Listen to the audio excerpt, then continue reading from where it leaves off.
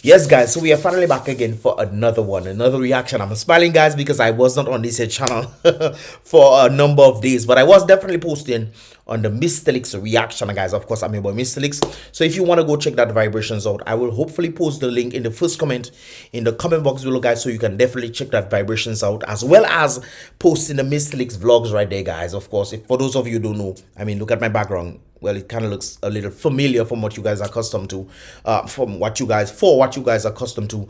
But on the basis of that, guys, you can definitely check out some of the vlogs that I did outside of the country, brothers and sisters. Outside, way outside. This is why I'm like this, because it's kind of cold right now.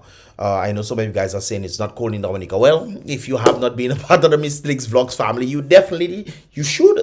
I would encourage you to. You missing out, guys. But hey, don't take my word for it, guys. Check the first comment in the comment box below, guys. You'll get the Mr. Leaks React channel, guys, as well as the vlogs channel right there, and get the vibrations. Anyways, guys, I talking too much. Let us get into the vibrations for today right there. So this is none other than Civic Vibes, brothers and sisters, and I believe every Sunday Lofty drops Lofty Durant, one of the respected journalists, I think real journalists in Dominica, who is out there trying to make sure that information does go out. So big up Lofty one time for doing what he does.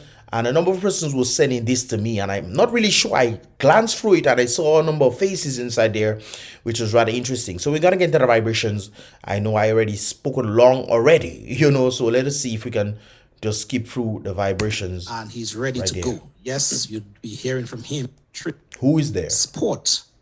That program is always on Sunday at just about 6 o'clock. And so, yes, this evening, gonna be yet another very, very interesting this evening in terms of programming. We have a very special invited guest here who is here already, and he's ready to go. Yes, you'd be hearing from him in just a bit. All across the globe, basically, they're doing a very good job, I must say, in terms of letting us in Dominica know what we did not know before about the persons in possessions of our passports, and maybe just how. So this is what people were telling me a while ago, saying that, hey, he's finally out there. I think he has another summit on the 26th, a summit or a meeting that they're going to be having, where they're going to be talking about this more fully. And if I'm not, disrupted, whether this is it or it's going to happen on the 26th. But of course, you guys will find that information a bit later on right there. Let's continue. Oh, they got it. And the money's involved. Okay. So yes, folks, make yourself feel very, very comfortable at home. Okay, let's skip forward, guys. Pleasant good afternoon to you and to our many folks who have already locked in from all over the US, UK. Okay. Praise. And I know we need to do that. So I'm looking forward to engaging with our folks who are on, as well as our good friend Zach Coplin, who is here with us. Good afternoon, Zach. Good to have you. Yeah, thank you for having me on, you guys. Yeah, that's one of the journalists that pretty much exposed what was happening behind closed doors, especially when Dominicans have no idea what is going on. These individuals came together, and of course, he and some other individuals came together to definitely let Dominicans know what is going on. I don't think Dominicans really understand what is going on. They know what's going on, because this is not the first time we're hearing about this whole passport thing happening outside there, even including our diplomatic passports. But Dominicans need to understand that this is what is affecting them. And as a result of the decisions of our leaders, they are the ones screwing up things for Dominicans. And unless Dominicans take the stand to say, hey, we need to put a stop to this foolishness, it will constantly keep happening. And Dominicans will forever plunge into more poverty. Poverty like never seen before. And you will be constantly dependent, as if people are blind to see what is going on. Anyways, let's continue. And hopefully look forward to a very let me see if I can just get so stay safe, everyone. Yeah, so I am an investigator at the Government Accountability Project, which was a partner with OCCRP on the investigation into the CBI program. And what I would basically say is I was one of the original people who kind of caused this investigation to come into fruition, focus. And I think I know we talked a little bit before this about kind of about claims of, well, why did we investigate this, right? And to explain a little bit about me, my background is not actually looking at things in the Caribbean. I spent a lot of time looking at Iraq, Afghanistan, Iran, Dubai. And that was actually what sparked this interest, is we were looking into Iranian money laundering. And that led us to Dominica. Dominica. Wow. Indeed. So when SKERRIT come and say people were getting paid to do things, to expose things, that is not the case at all. They had no dealings with Dominica at all.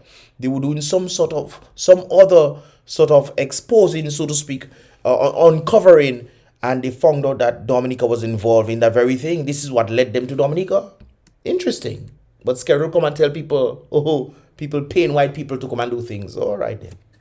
Okay, so Zach, let me just, on behalf again of Civic Vibes, that is a team that we're working with, and the many folks here, thank you for taking time off your busy schedule to come and speak to the Dominican people about the work that you and others have been participating in at the organization that is the OCCRP.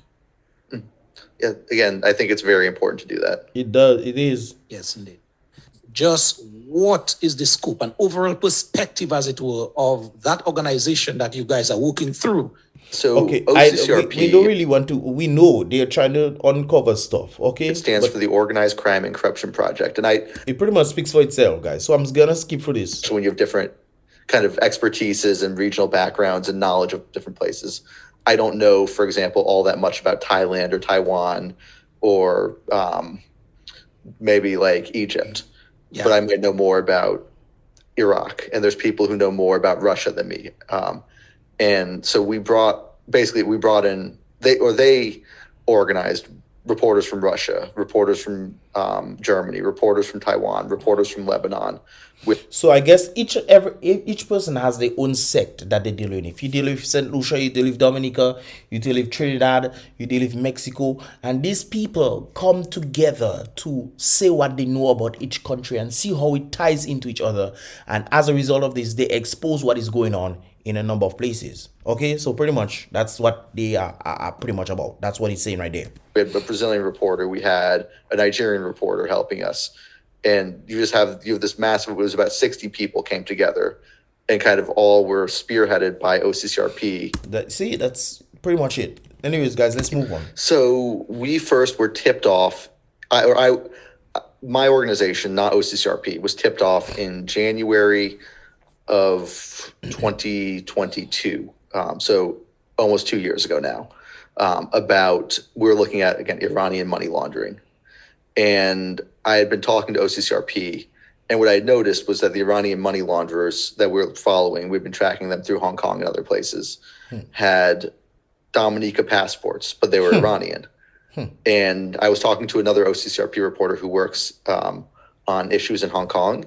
Guys, before he continued there, he stated that they were doing tracking of money laundering, and the individuals involved in money laundering in other countries had Dominican passports.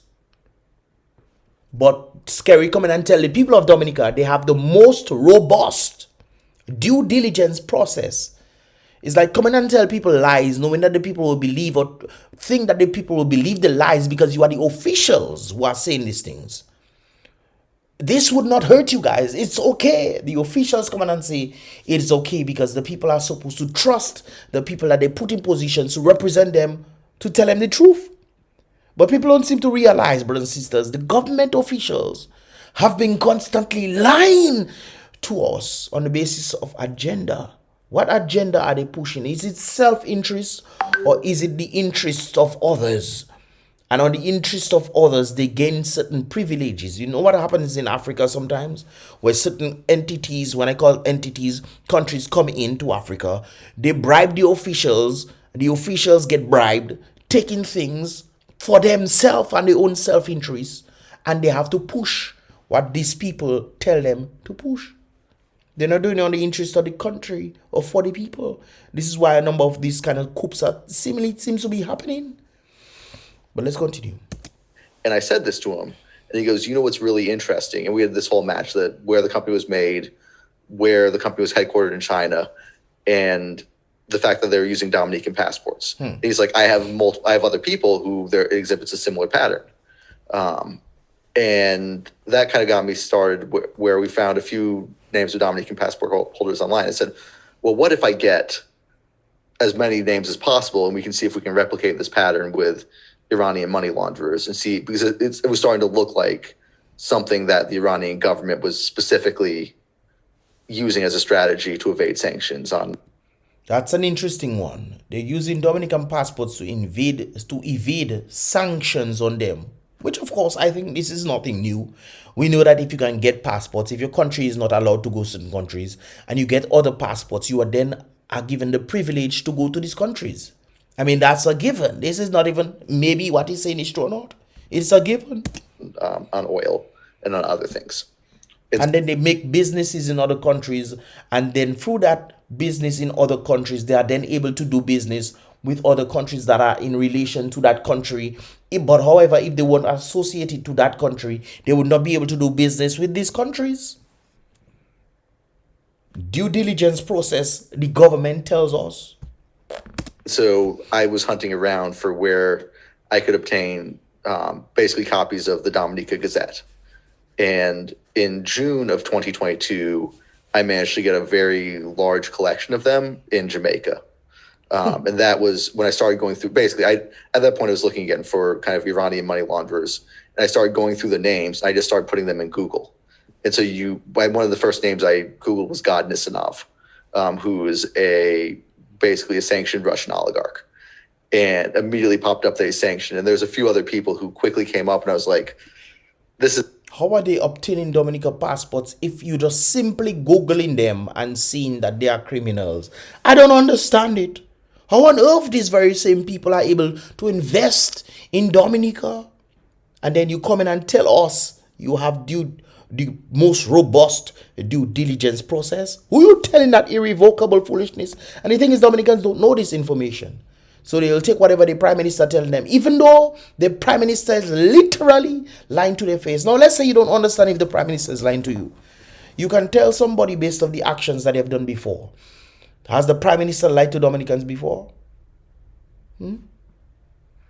Birds of a feather then flock together.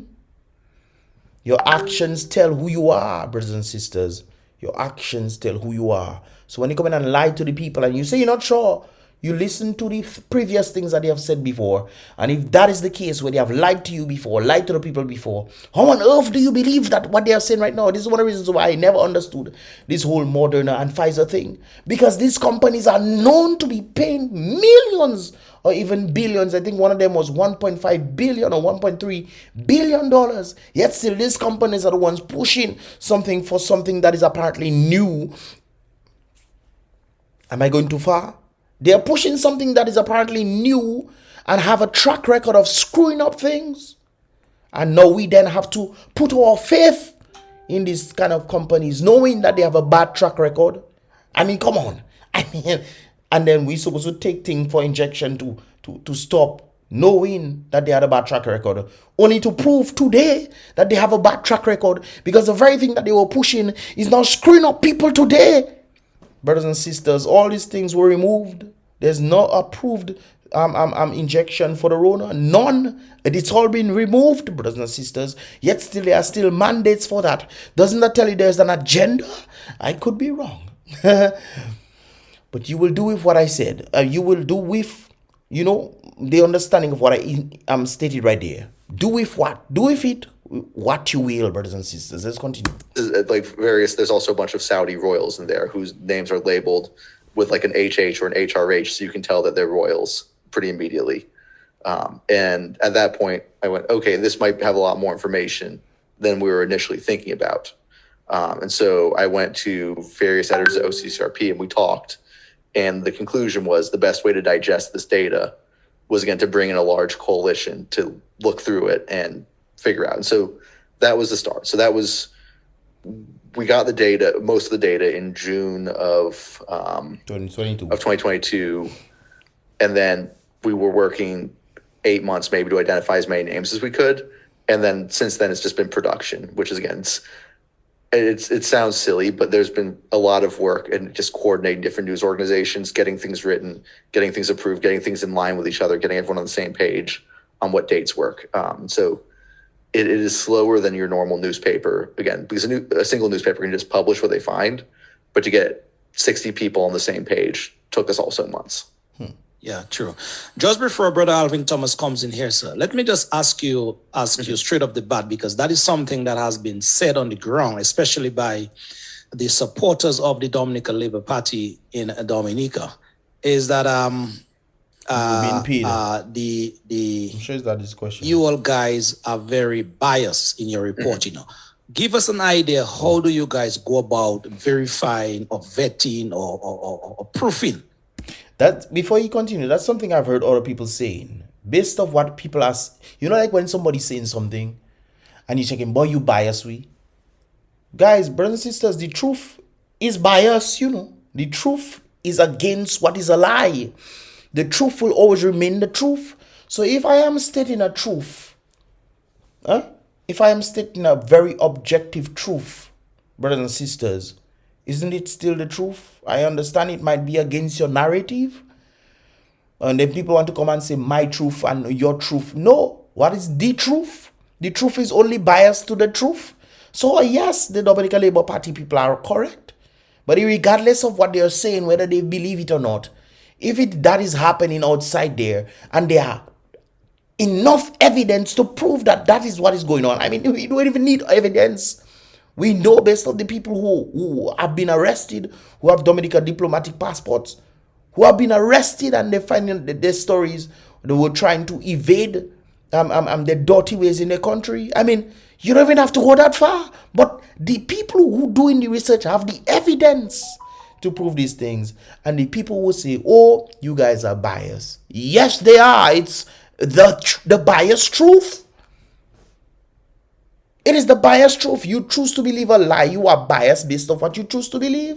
Whether you believe the truth or not is still based on biasness. And if your bias is the truth, then you're on the right path. Not true. All right. Biasness only means sides, you know, guys. You are one-sided.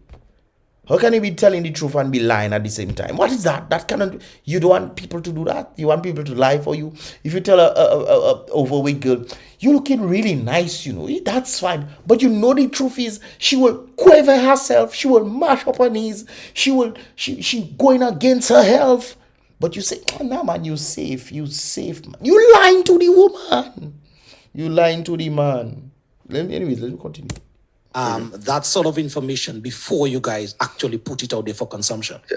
So I think there's actually two questions. There are two points here, right? So the first is kind of, and I've seen the broader conversation. Oh, I mean, I saw the prime minister accused us, among other things, of being paid by the opposition. See, and I think it's like, again, with that timeline for January 2022, I think for the most part, Dominicans, like there was no even rumors of this going around until probably about July of this year, more than a full year later, because we actually kept it pretty secret what we were looking at. And so there's that whole issue of why did we do this? And we did it because, again, we were looking at Iranian money laundering. Yeah. And it's not that we chose to target Dominica. Again, I've never... Just that the research that they were doing on Iran or wherever they were doing it led to Dominica. And they found it very interesting. And that's how it ended up following who by what. Really, before this, I had never spent time doing journalistic work about the Caribbean. It hadn't crossed my mind until we started noticing a pattern. So it wasn't targeted at all. It just happened to be, we noticed a pattern that was alarming and we followed where it led. And it led them to Dominica. And you think that's bias? So you want them to ignore Dominica because even though it's there, you want them to ignore it because you're saying they're biased? Boy, all you do easy, nah? So that's in terms of why we did this. In terms of the process, it's been a fairly exhaustive process where we've been searching in terms of verifying names. We have this list, again, of 7,700 names that came from the gazettes. Many of the names we cannot identify. They're very difficult because there's a lot of people who might have the same name, or you cannot eliminate the certainty that it could be a different person. Like you might not know. And so the way we worked is, if you've reviewed the gazettes, the names in there are often connected with families. You can see that, like, let's say there's a husband and a wife and then 4 kids who share the same last name. And so you could go, okay, that's a family. Now let me start pulling through, again, social media, through company records, through different, there was sometimes we could find different leaks from different governments or different, I'm blanking on the word, genealogy records. Anything that you can show that, oh, these two people are related and they show up in the data together. So that's a confirmation that's the person. Or can we find they made a UK company where they used their Dominica passport?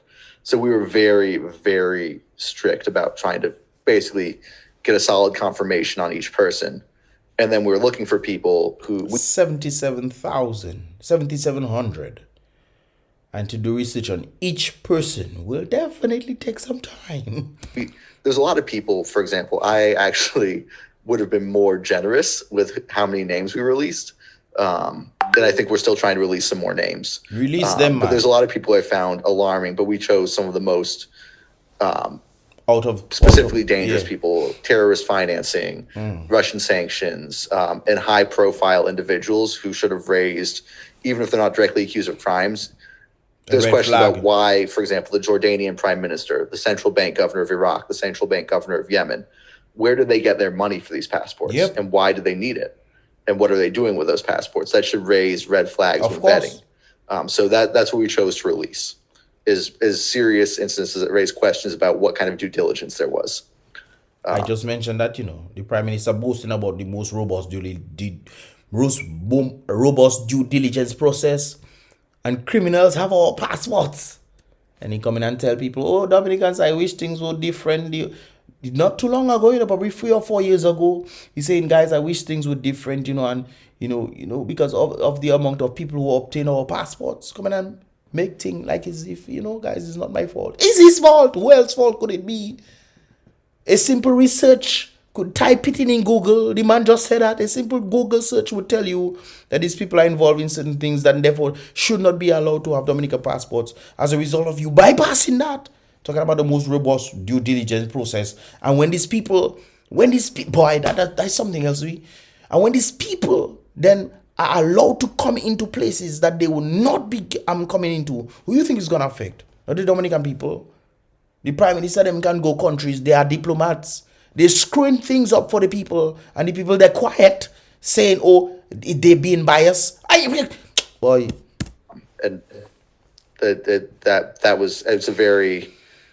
I lost it probably a year off my life from stress. The process is very, very, very strict.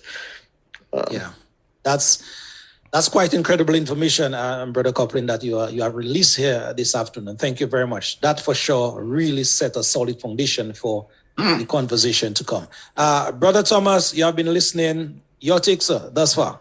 Let me ask you, Zach. You've mentioned somewhere in the region of 60 investigative reporters.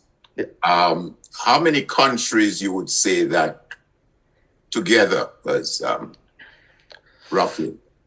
Honestly, I don't have an exact count because there's two things. So we had newspapers, I think, in 12 countries, but then OCCRP has, beyond that, OCCRP is a global network. So I know we're working, just off the top of my head, we're working with Brazilian reporters. We didn't have a Brazilian story, but they helped us with their stuff in Portuguese that we needed help with. We had a Nigerian reporter who helped us with some of the Nigerians who, again, it wasn't in a specific newspaper. It was just an OCCRP. So that doesn't count as a country as a newspaper, but it's another person looking at it. Right. And then you have in the Middle East, our newspaper was based in Lebanon, but we had reporters from Jordan. We had reporters from other places in the Middle East that were looking at this stuff. And so it's very hard to put an exact number, but over a dozen roughly. It was published in over 10 languages. Over 10 languages? Or I think over 10. Let me see. So English, Spanish, French, German, Russian, Arabic, Farsi, Romanian, Chinese, and then we're likely going to have Pashto coming soon when we have an Afghan article. So that would make 11. So it's just, again, this... Because that's why I mentioned to a number of individuals on WhatsApp. And I think I indicated the same thing too, stating that this thing is spreading like wildfire all over the place. Seems like they're the ones putting out the information in different languages.